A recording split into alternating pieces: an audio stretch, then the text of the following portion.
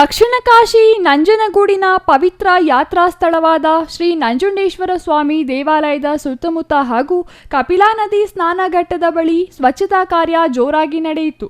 College ವಿದ್ಯಾರ್ಥಿಗಳು ಕಪಿಲಾ ನದಿಗಿಳಿದು ನದಿಯಲ್ಲಿನ ತ್ಯಾಜ್ಯವನ್ನು ಸ್ವಚ್ಛಗೊಳಿಸಿದರೆ, ಮಹಿಳೆಯರು ನದಿಯ ಮೇಲ್ಭಾಗದಲ್ಲಿ ಪೊರಕೆ ಹಿಡಿದು ಕಸಗೂಡಿಸುವ ಮೂಲಕ ಸ್ವಚ್ಛಗೊಳಿಸಿದರು. ಕಪಿಲಾ ನದಿಯ ಒಳಭಾಗದಲ್ಲಿರುವ ಹಳೆ ಬಟ್ಟೆಗಳು ಸೇರಿದಂತೆ ಗಬ್ಬೆದ್ದು ನಾರುತ್ತಿದ್ದ ತ್ಯಾಜ್ಯವನ್ನು ಹೊರತೆಗೆದು ಟ್ರ್ಯಾಕ್ಟರ್ನಲ್ಲಿ ಸಾಗಿಸಲಾಯಿತು.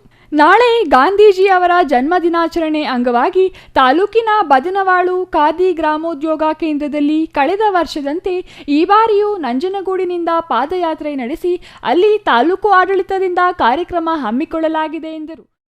ಸ್ವಯಂ ಅದು ಬರಬೇಕು, ನಮ್ಮ ಮೇಲೆ ಜವಾಬ್ದಾರಿ ಇರೋದ್ರಿಂದ ನಾವೇ ಫಸ್ಟು ನಮ್ಮ ಸರೌಂಡಿಂಗ್ಸನ್ನು ಕ್ಲೀನಾಗಿ ಇಟ್ಕೊಂಡು, ನಮ್ಮ ಮನಸ್ಸನ್ನು ಕ್ಲೀನ್ ಇಟ್ಕೊಂಡು, ನಾವು ಇಂಥ ಪವಿತ್ರವಾದಂತಹ ಜಾಗಕ್ಕೆ ಬಂದಾಗ, ಇಂಥ ಪವಿತ್ರವಾದಂತಹ ನಮ್ಮ ನದಿಗೆ ಬಂದಾಗ ಈ ರೀತಿ ಬಟ್ಟೆ ಬಿಡೋದಾಗಲಿ, ಬೇರೆ ರೀತಿ ಗಲೀಜು ಮಾಡೋದಾಗಲಿ ದಯವಿಟ್ಟು ಯಾರು ಕೂಡ ಮಾಡಬಾರ್ದು ಅನ್ನೋದು ಅವ್ರಿಗೆ ತಿಳಿದಿರಬೇಕು.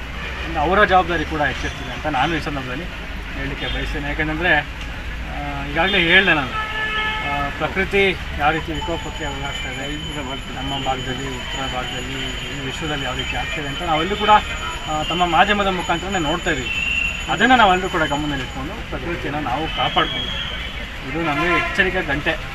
ಪ್ರಕೃತಿಯನ್ನು ನಾವು ಕಾಪಾಡಿಕೊಂಡ್ರೆ ಪ್ರಕೃತಿ ನಮಗೆ ಬದುಕಲಿಕ್ಕೆ ಒಂದು ಅವಕಾಶವನ್ನು ಮಾಡಿಕೊಡ್ತದೆ. ಅದರಿಂದ ನಾವು ಅದನ್ನು ಗಮನದಲ್ಲಿಟ್ಕೊಂಡು ನಮ್ಮ ಹೆಜ್ಜೆಯನ್ನು.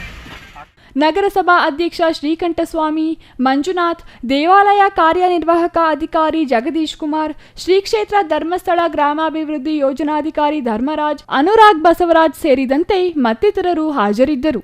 Kumar, CTV news, Nanjangud.